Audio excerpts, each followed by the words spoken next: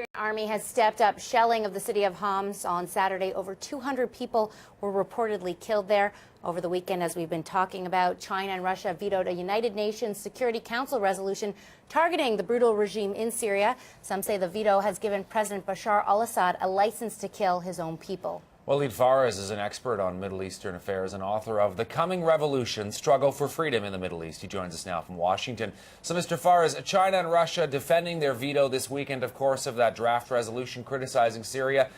Is it at all realistic to think that they would ever come on board this sort of thing? What would have to happen? First of all, we all projected, at least those who knew the nature of the relationship between Russia and Damascus, that at the end of the day, they're going to be a veto in New York. And it did happen, and the Chinese supported that. That equation is going to continue to take place until a change would occur in Syria. And that change is for the rebel forces or for the demonstrators to be able to seize a slice of or neighborhood or an enclave and follow the path of what the Libyans have done. That is to have a free area where the international community can send aid to and support to Turkey and the Arab world. And of course, after that happens, you bring it back to the Security Council and things will change. Okay, but if we know that Russia and China are allies of Syria, is it possible, unilateral intervention by the Arab League or NATO without the UN? Well, actually, something like that happened with Libya, with one difference, is that the Russians said this is a Security Council resolution that would allow the protection of civilians.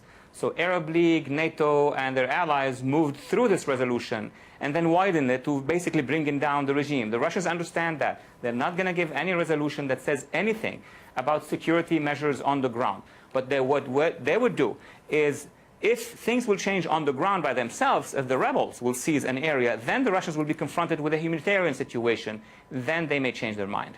In other words, what you're saying is unless the opposition is able to unify and come together like happened in the Libyan example, nobody's going to go into Syria.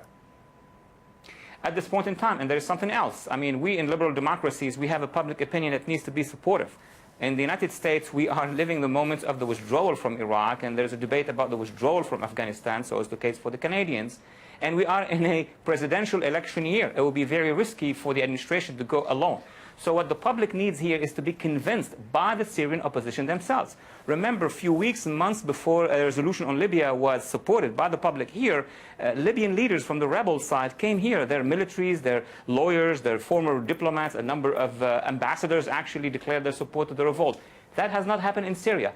What we need to see in Washington, at least in other capitals, are the actual commanders of the Free Syria Army. They are doing action inside Syria, but they're not known here. They should come and testify and brief. Then you could get a consensus, a public consensus that would avoid the politicization and the complication in an electoral year. Well, President Barack Obama has said that it's important to resolve the conflict without outside military intervention, but how likely is that to happen?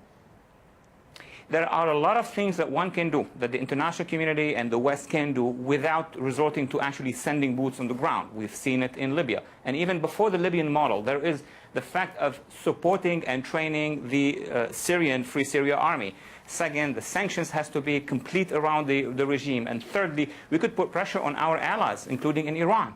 In Iraq, I mean, we are supporting the Iraqi government, and we're going to ask them to shut down the line that comes from Iran into Syria. We could work with the AKP government of Turkey into a better approach to Syria. We could do a lot of things short of the veto that we can encounter in the Security Council and short of the military activities. Once that is done, then we see how the balance on the ground is shifting. Then we could move to the next stage. We are still in stage 1, not 3.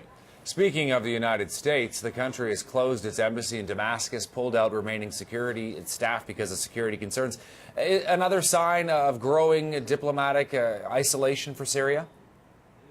Yes, absolutely. Once the United States, and maybe followed by other Western countries and maybe Arab countries, will withdraw their diplomatic staff, this is the last straw. This is the last line of communication with that regime. It signals to the regime, number one, but more importantly, it signals to the high-ranking officers in the Syrian armed forces that the West is letting go of that regime. Because till today, for example, the regime could argue with their own officers, telling them, oh, this is an American game. They say that's in the media, but look, their embassy is here. Removing that embassy is a good move. All right, Middle East expert Walid Fares, thanks very much for your time today. Thank you for having me.